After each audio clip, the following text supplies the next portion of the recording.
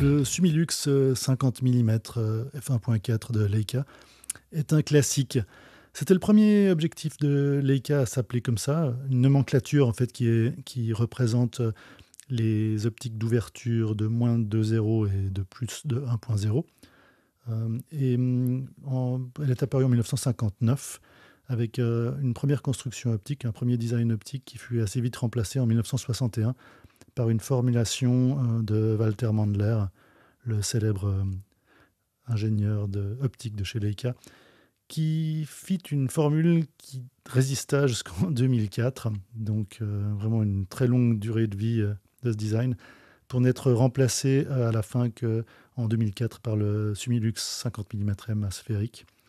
Donc là, en termes de construction Leica habituelle, avec une ouverture, un réglage d'ouverture cranté extrêmement précis, de 1,4 à 16, et la bague proximale, une bague douce à tourner, précise aussi, vraiment dans le standard Leica habituel.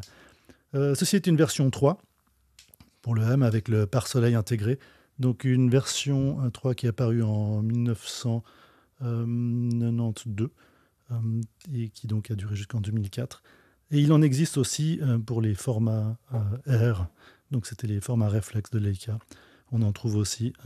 Voilà. Donc ça, c'est l'équivalent. Formulation optique similaire, construction différente. Mais allons voir un petit peu le résultat de l'utilisation de cette optique assez particulière. Passons à quelques exemples. Donc là, c'est à Londres, avec comme boîtier un Leica M240 à télémètre, capteur CMOS, plein format. Donc dans la City de Londres, image à gauche, c'est une optique, bien qu'un peu moins compacte que certaines autres optiques, permet d'être assez discret, de bien la transporter pour la photo de rue, pas mal du tout.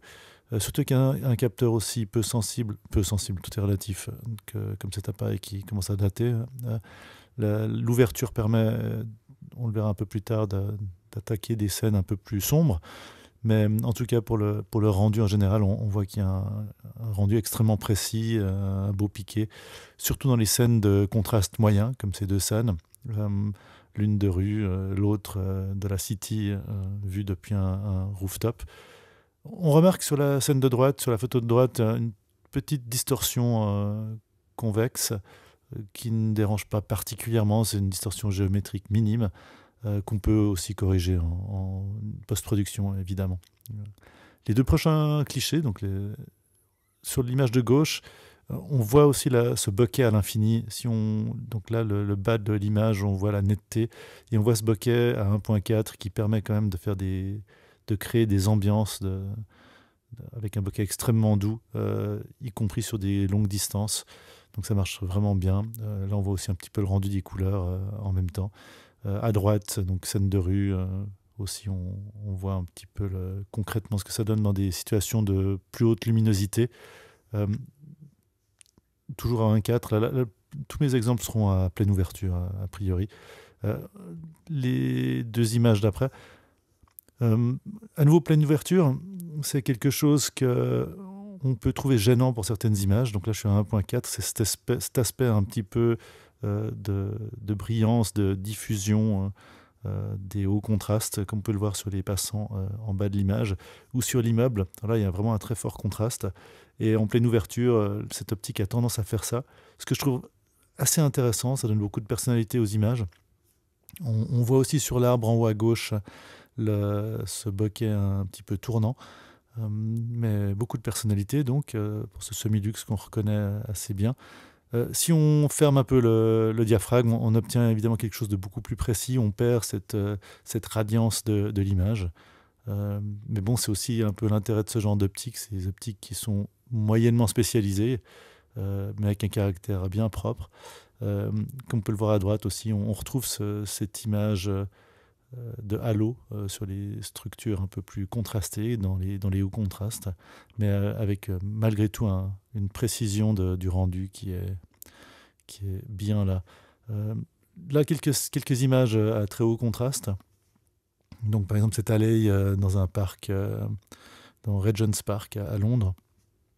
Euh, c'est intéressant de voir où on peut utiliser ce halo. Il y a aussi un petit peu des images de flair là, sur l'image de gauche avec les deux passants.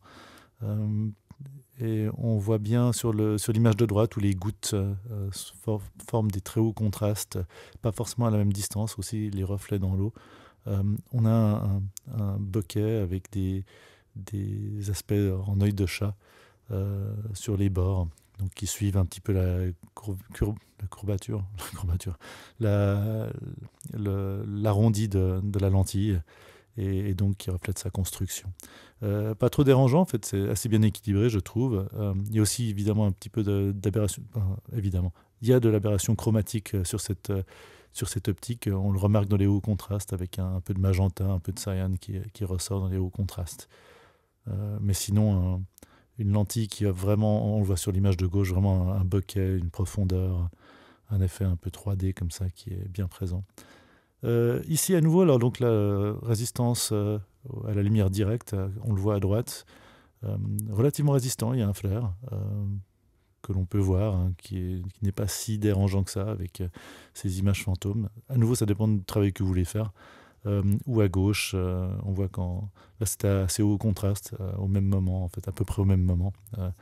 On voit que le soleil à travers les arbres, on arrive quand même à récupérer du détail. Et à nouveau, ce bokeh extrêmement doux et ce rendu précis mais doux, une des particularités de cette optique, je trouve. Euh, Ces deux images, donc des images un peu plus anciennes, ça fait assez longtemps que je teste cette optique. Là, c'était vraiment au cœur de la pandémie. À gauche, c'était dans la ville de Genève, en Suisse. À nouveau, lumière directe, ce halo qui est assez beau, un bokeh très doux, un rendu des couleurs chaud et vraiment cette personnalité du Sumilux, ancienne génération, donc pas de la peau Sumilux. Et à droite, donc l'effet halo qu'on voit sur le néon en haut, donc ça dans une devanture à Londres, une œuvre artistique. Mais voilà. Donc vraiment cette image assez particulière, euh, comme une double image, une image très, très précise superposée à une image de halo. C'est assez intéressant le rendu de cette optique quand elle est à pleine ouverture. Alors là, on passe tranquillement à des luminosités plus faibles de l'environnement, donc dans un restaurant à gauche, toujours à Londres, avec alors on voit là clairement l'image en œil de chat sur le bord en bas à droite de cette lumière qui est dans le bokeh. Malgré l'ouverture à 1.4 avec cet appareil-là, avec sa sensibilité, là je pense que je dois être à 3200 ISO à peu près. Euh, on a quand même on a besoin de 1.4 n'est pas forcément suffisant, mais ça permet de faire des effets qui sont intéressants, notamment là cet effet cinétique sur la personne qui passe devant. À droite, à nouveau l'impression de ce rendu, ce halo à pleine ouverture dans les hauts contrastes, qui semble contrôler, en fait, qui a vraiment une personnalité propre. Ça donne vraiment un aspect un peu de rêve, comme ça, à une situation. Et à nouveau, un rendu qui est bien particulier, précis, mais doux. À nouveau, là, exemple à gauche du bokeh avec un premier plan bien effacé, mais tout de même avec de belles couleurs, de beaux rendus, pas d'effet en oignon, puis ces effets un petit peu en œil de chat. L'ouverture à 1.4 permet vraiment cette différenciation des plans, comme on peut le voir à droite, avec un rendu des couleurs très doux. À nouveau, là, on s'en rend bien compte. Toutes les photos là que je montre sortent vraiment du boîtier. Et donc, je parlais de ce halo dans les hauts contrastes, donc les images de nuit, pleine ouverture. Voilà ce que ça va donner. Ça va vraiment briller autour. Ça donne actuellement, enfin, au final, ça donne vraiment quelque chose que je trouve plus réaliste et par rapport à la situation. Alors, c'est moins précis que certaines optiques, mais c'est vraiment, il y a une sensation qui est plus sensuelle en fait.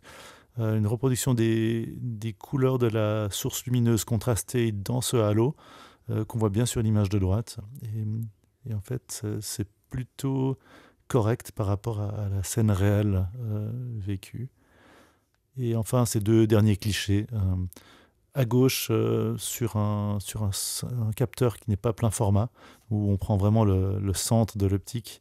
Je voulais juste donner cet exemple-là. C'est sur un Leica M8 avec un CCD, donc qui est pas plein format, qui est proche d'un micro 4 tiers.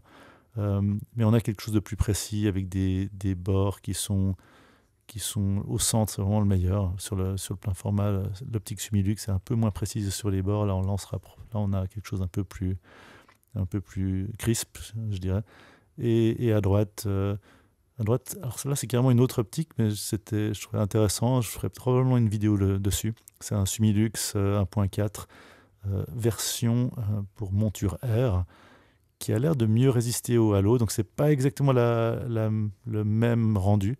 Pour ceux qui s'intéressaient à la version R de ce Sumilux 50 mm 1.4, non, c'est pas vraiment le même rendu. Donc, même si le R semble plus accessible d'un point de vue prix de deuxième main, c'est pas exactement le même caractère. Ça s'approche, même famille, mais il faudra aller plus dans le détail dans le futur, mais ça viendra.